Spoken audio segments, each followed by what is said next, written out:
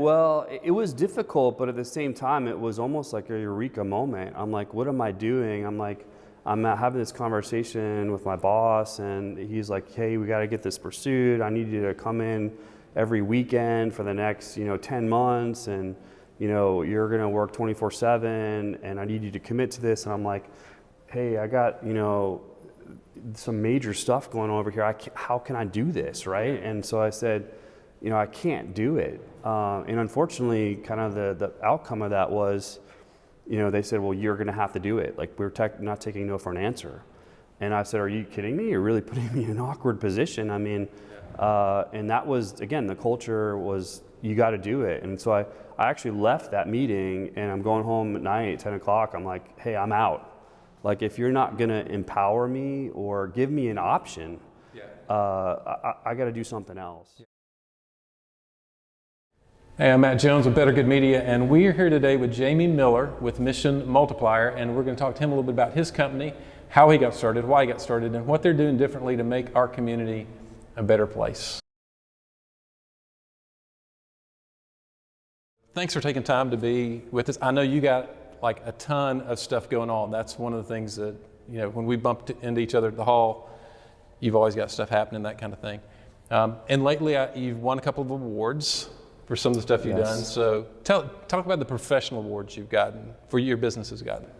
Yeah, we've been Small Business of the Year by the Huntsville Chamber in 2019.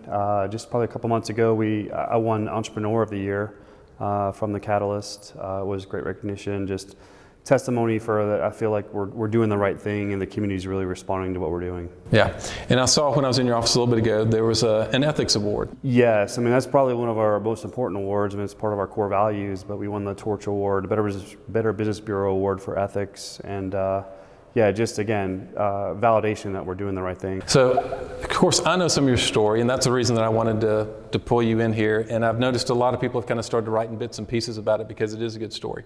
So I want to back up a little bit to before Mission Multiplier, and you were up in DC and you're working for a company you can choose to name or not name, but tell us a little bit about like what DC was like and what was going on in your life from a family standpoint, from a work standpoint. It was an exciting time. I grew up in Washington DC area. I actually really love it. The thing about Washington DC, I think that makes it special is people come from all over the US, all over the world to make a difference, right? They come there, they feel like they can change the world. So you kind of self-select a lot of, type A, hard charger people, and they all come in, they all kind of work and overachieve and kind of push each other. Unfortunately, I think there's some negative outcomes of that, right? People just become more cutthroat, people become more aggressive. And, as a result, I say to a lot of people, you don't get stabbed in the back, you get stabbed in the chest, right? People really come after you, and I was in an environment where you had to think, 20 steps ahead to succeed, and there's all these variables that you have to overcome, but it's an amazing proving and learning ground. People work an immense amount of hours, there's a lot of pressure. Is it mainly just the competition for dollars? Is that what is Yeah, I think it's a competition for dollars. It's a competition for people to prove themselves. I mean, they're all, again, I think the way I see it is all these amazing people from all over the US, they all, like the top of their class, wherever, they all come there, right, and try to prove themselves. And then on top of that, you go to a major consultancy or a systems integrator technology company, and it's even a cut above that, right? So you just get an intense amount of competition, and the push to get dollars, the push to make impact, to grow and grow. It's all about just growth, hitting your growth targets. And I kind of had the realization, I said, there's got to be more than this, right? And it was really triggered by my wife and I had our first child while we were there, and I was like, what am I doing? Like, I'm just, I'm running so hard and, trying to, make impact, but I'm not home. I'm coming home at like 9, 10 o'clock at night. I mean, is this the right thing? Is this what it's all about? We had just had our first child, like I said, and I was on this big project at work, and my boss, who was a partner in this organization, said, hey, we need you to lead this really big deal proposal project, and hundreds of millions of dollars, and hey, you're the guy. And in the culture of that organization, it was like, you don't say no, right? Yeah. And there was some extenuating circumstances with my first son. Everything's fine, but there's some health challenges and things like that. So it was a really intense time for my family. And I was like, just like, I told my boss, I'm like, I just can't do this. I'm not sleeping, kind of emotionally a wreck. Like, I need like I said, you know me, I'll run at anything, but I need a pass. Yeah. Like, I just can't commit to the level of effort that they wanted. Yeah. So you tell that very quickly, but my guess is that took a while to get to that decision point. And that had to have been like a really difficult decision in time. Yeah, well, it was difficult, but at the same time, it was almost like a eureka moment. I'm like, what am I doing? I'm having this conversation with my boss, and he's like, hey, we got to get this pursued. I need you to come in every weekend for the next, 10 months, and, you're going to work 24/7, and I need you to commit to this. And I'm like, hey, I got, some major stuff going on over here. How can I do this, right? And so I said, I can't do it. And unfortunately, kind of the outcome of that was, they said, well, you're going to have to do it. Like, we're not taking no for an answer. And I said, are you kidding me? You're really putting me in an awkward position. I mean, and that was, again, the culture was, you got to do it. And so I actually left that meeting, and I'm going home at night, 10 o'clock. I'm like, hey, I'm out. Like, if you're not going to empower me or give me an option, I got to do something else. Yeah. So you were even looking for a lifeline to stay in the company to do that, but just something that was where you could maintain some sense of family as well as loyalty to the business. Yeah. I just said, hey, I just need a pass, and then they wouldn't allow me to do it, right? Okay. And I came away with, hey, if that is the core value here, that you're not going to empower or enable good people, and I just said, this is not for me. Right. Because at that point, you'd proven yourself to the company. Absolutely. You were obviously competitive enough to want to be in that environment. Sure. To do this kind of thing. Yeah. I mean, it was in that environment, it was an honor and a privilege to even have that opportunity and have had some success to even get that acknowledgement. So it just, I came to a crescendo, and I said, I came home, and like I said, I was in a very weak moment, and I said, hey, I'm out. Like, I can no longer work here, and we got to do something different. Yeah. And then my wife was like, well, hey, how about what about moving? And I'm like, like I said, I was kind of down. I was like, hey, whatever it takes. And we took a trip to Huntsville just kind of just to get away, to kind of clear our head with everything going on. And I was blown away by the community here, the level of caliber of people here, really, right? And it was just a short visit, but really just had a chance to interact with some folks, and I was like, man, this is a unique place, and it was intriguing enough for me to think through, hey, maybe we can move here and start something. So you made the decision when you were leaving DC that you wanted to start your own business. Correct. So yes. even at that point, so it wasn't let me find a job in Huntsville. It was, I want to do things differently. I want to be my own boss. I want to call the shots. So when did that first begin to emerge in your head as, at some point, I'd like to be the leader of my own or start my own? Yeah, so I mean, where I was, this particular large organization, you're running a business within a business, right? So you're kind of having to manage your own team, sell the work and grow it. But I've always kind of had this entrepreneurial spirit. Early in my career, I was, dating myself here a little bit, but I was involved with internetstartup.com, getting some VC money. We started a company called consciousmedia.com, actually in Alexandria, Virginia, outside of DC. And I've always kind of loved that idea of going back and starting, something new from scratch. That particular venture didn't really work out, more from a timing perspective, but I learned a lot, and I was pretty young at the time as well. So, but just kind of wanted to try something new and do something different, but leverage what I knew. Okay, so with that in the back of your head, when you made the decision to be out there, part of you thought, this is my chance to jump out. And you mentioned the values piece of the company. Yeah, so when we were in DC, one of the big things that rubbed me the wrong way, we worked so much, I didn't really feel like I knew my neighbors. I mean, I had friends and a network, of course, but I feel like I wasn't part of a community, right? We'd go to work, we'd come home, I just didn't really feel connected. And when you have a family, it changes, right? I feel like I needed to have a community around us. And I always had this idea, just philosophical belief that you get what you give, right? In time, energy, money. If you do well for others. If you give, it comes back, or however you want to call it. And so I wanted to kind of build on that theme and say, hey, I want to do exciting work in the discipline that I know well, which happens to be cybersecurity and IT, software development. But I wanted to kind of build something that I knew where we could, give back to the community, and it would give back to us. Yeah. So you're already looking for that when you came down. So Huntsville, just on multiple levels, as far as you already looking into tech and IT, cyber, Huntsville had a lot going on there. Definitely kind of a community vibe about it. It did, and I didn't know until I started to when we kicked things off, and it was just me, right? And I don't recommend this to anybody, right? I don't recommend moving to a new town and starting a business, because it's a recipe for failure or disaster, right? So, came here, didn't really know anybody, and had a goal to, have coffee with, probably at least 2 people every day, just to talk to people, get to know people, and and ask them, hey, how can I help you? Hey, this is kind of my idea, and what can I do to help you? And I bring this wealth of experience, and this is what I'm trying to do. And the community responded. I think Huntsville's a very values-driven community, and so when you start talking about these ideas of giving back, and how can I help you, and there were a lot of people that kind of responded and said, yeah, I'm busy, I got a lot going on. You seem like a great guy. I really resonate with what you're saying. We need some help to do this, XYZ, whatever it is. And so all of a sudden I'm kind of doing work, and my portfolio is growing, and I have to bring people on, and things just start snowballing. So what did you do intentionally? You started Mission Multiplier.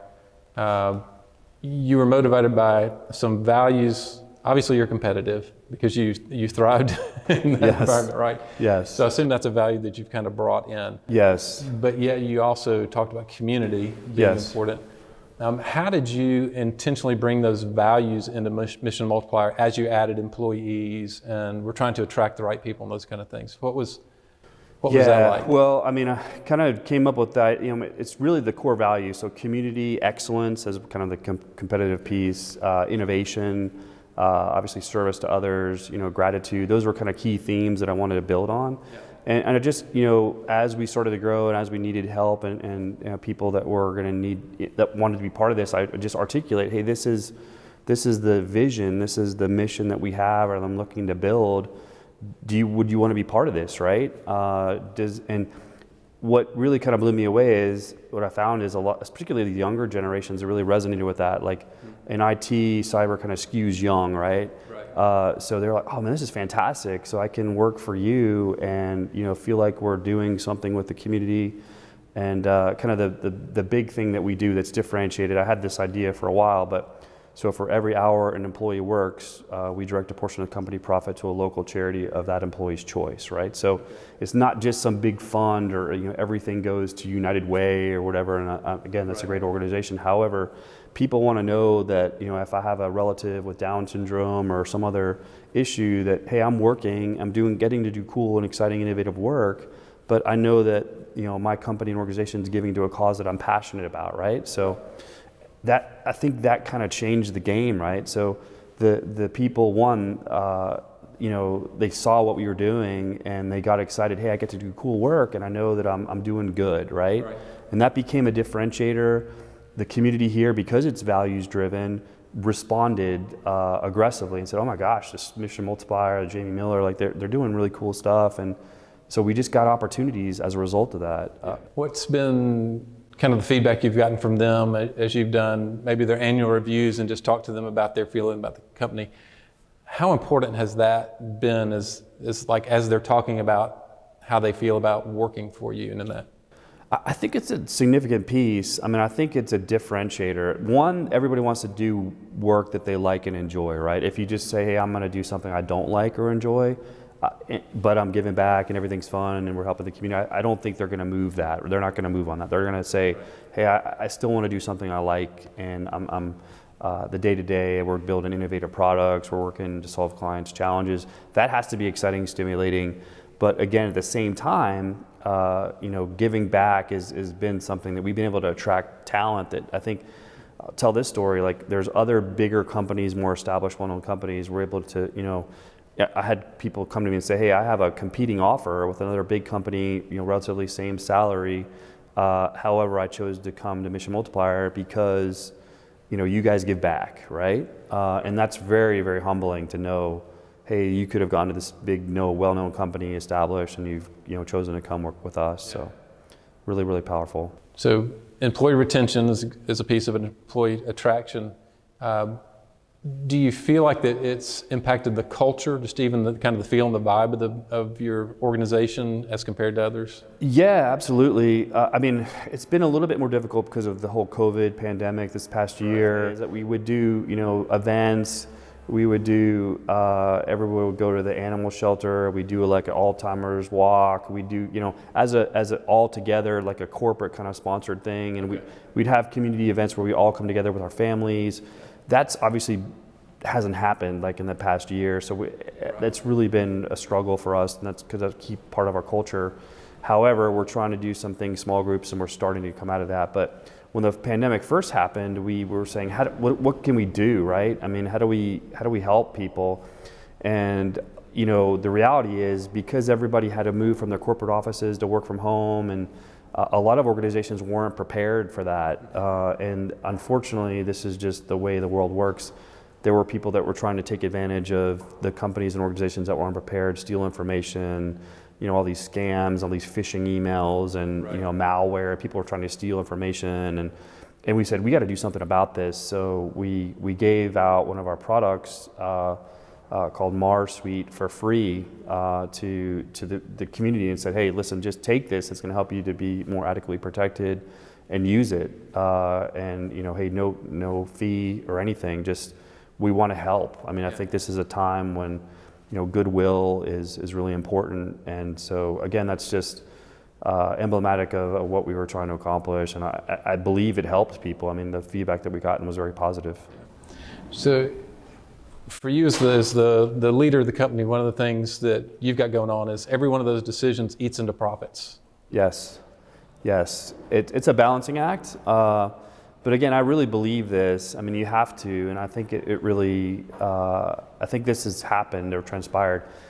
Yeah, if you think short term, hey, yes, it does eat into profit. I'm spending money I probably shouldn't spend. However, I believe that, just having that brand, that understanding in the community that people, hey, these guys, are good people, they're giving back. Other businesses are going to come work with us, right? We're going to get talent that's going to come to us, right? So it's just looking at the world differently, saying, hey, this is not a cost, this is an opportunity.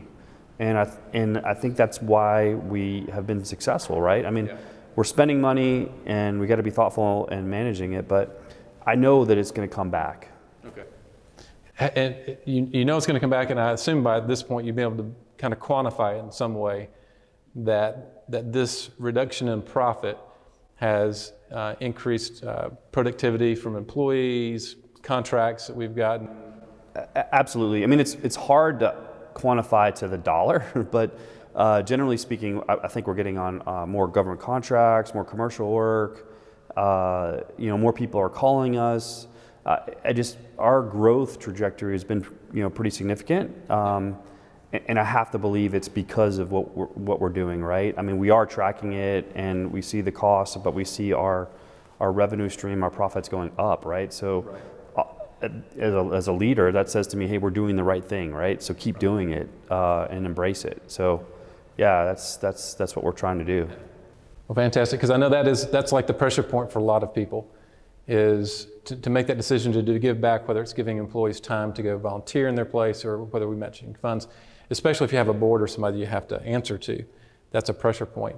And it is a challenge when you can't, on the same spreadsheet say, here's how much profit reduction, but here's the income. But you can get pretty close just looking at your trajectory of growth and those kind of things and attributing to it, almost like you'd say an advertising expense. Absolutely. Like we're spending this amount of money on advertising. Correct. You can't always quantify exactly how many people saw that ad that led to that, but you can see that while you were advertising, you saw an increase. Exactly right. Yeah. Okay. We one good story, so that shows absolute precision, quantification on this is, we had an opportunity to go after this particular work. I'm not going to name the government organization, but it's very well known. They came back to us and said, hey, listen, it was between you, Mission Multiplier, and another company. you guys were relatively, same price point, same experience, same everything, but ultimately your mission and what you do and giving back to the community tipped the scales. So we selected you. So that just gave me... That's pretty quantifiable right there. that just told me, hey, we're doing the right thing, and this matters. And people recognize that. Yeah. And so let's go take back into your mind, you're in DC, you're coming out of that meeting, you're on your way home, and you're thinking, I can't do this anymore. What does that feel like versus what it feels like right now to be sitting here having made that decision? Incredibly gratifying just to know that, you got to do what you feel passionate about and where you feel empowered. And at that moment, if I reflect and look back, I'm not being empowered, I'm not being supported, and I don't feel like I'm in the right place. And you got to respond, to that message, right? So I said, and now I'm doing something. I wake up every morning, I'm super excited. I'm thrilled. I'm working with amazing people. I'm in a great community. It's just a night and day difference. And I can't tell you, again, just having moved to Huntsville, starting the business, I've been so grateful and fortunate for everything that has happened and everybody that's been involved. And again, the fact that I was able to come here, not know a soul, start a business, grow it, become pretty successful and got to get this, all this recognition that we've gotten is it's an amazing story. So it's very humbling, truly. Yeah.